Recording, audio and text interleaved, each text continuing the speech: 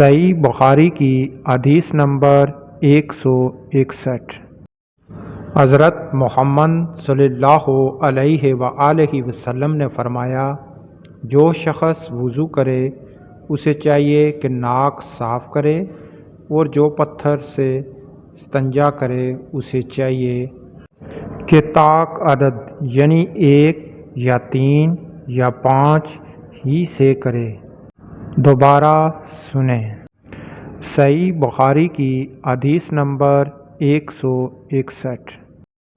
حضرت محمد صلی اللہ علیہ وآلہ وسلم نے فرمایا، جو شخص وضو کرے اسے چاہیے کہ ناک صاف کرے، اور جو پتھر سے استنجا کرے اسے چاہیے کہ طاق عدد یعنی 1 یا 3 یا 5 ہی سے کرے۔